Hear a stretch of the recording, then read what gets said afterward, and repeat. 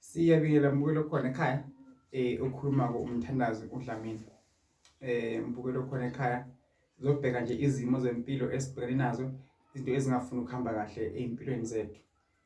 Mbukelo khona ekhaya ngeke ngithi wonke umuntu unesithunywa, wonke umuntu unedlozi, wonke umuntu unabantu abadala abakhona kuye empilweni yakhe. Emele ukufunda ukuthi nawe la uhamba khona khona abagadile ohamba nabo ubusuku nemini. Amandla unawo. So eyinkingeni esondlule kuzona mbukelo khona ekhaya ake silungiseni la.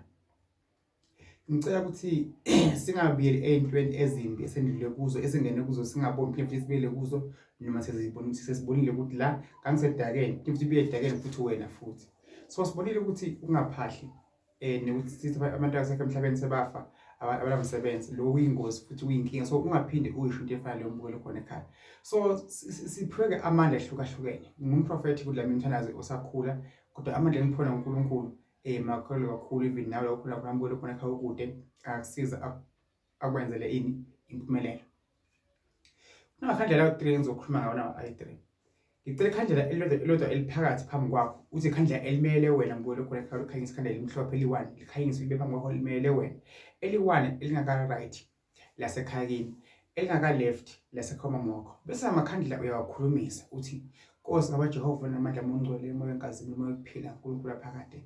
Ngiyakhwela egameni likaJesu, ngicela basekhaya bomama abangapha ngenhla nebakwakithi ngapha ngenzansi bese bayimina ophakathi nendawo. Ngicela bangiphe ukuphila, bangisingathe, bangivibangise ngamakhandlela amathathu. Ngicela kube nezibusiso, ube nenhlanhla, yonke into engenza ngiphumele bese ngiyaphakama. La ngihamba khona ngithandeke, la ngifika khona kube nenhlanhla kube negazi, kungabe kunzima ukukhona impilo yami. Ngiyakhuleka amandla enginawo ngawuphiwa uNkulunkulu nabakithi ukuthi angisebenzele, angisindise egameni likaJesu phakathi. Amen.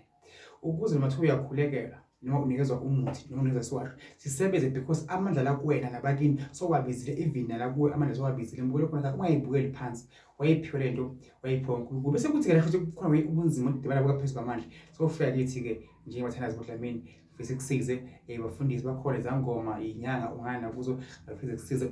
Mbukelo khona ekhaya la emhlabeni uyachoose mayikhethela, uya la ufuna khona, ugana la uthanda khona, ukhonza la ufuna khona.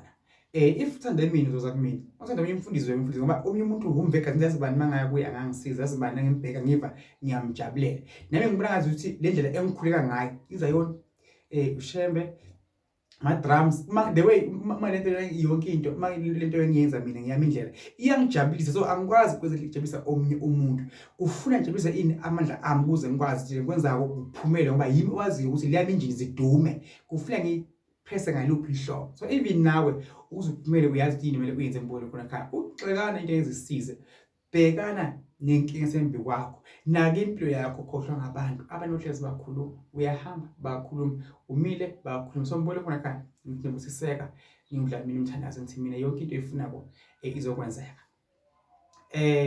Mawukhuleka kunesithunywa namandla, abantu abaclose nawe kufuna kube ngabantu abangabazi ukukhuluma udineke njalo. Even wathi unonkosikazi uma wesilisa nobe nonkosikazi o-understandako, mawukhuleka wenza izinto akulekelele, akuphi support. Noma thiwa umuntu wesimame if umuntu wesilisa lo naye akuphi support mbukelo khona ekhaya, akukhulekise yonke into yenzayo uzoyibona impilo yaphambili mbukelo khona ekhaya. Singacinezelani, yebo manje sekukhona ngazuthi sekugcwala emadimoni phakathi, but mawunobizo ubizo kulento siyokubona thina ngezenzo, ngeke sizwe ngawo ngokukhuluma mbukelo khona ekhaya. UNkulunkulu usize futhi ke sengigcina ungasizakali ngomunye umuntu mayesenkinga bathi sasakungawo. Nkosi ngibusise.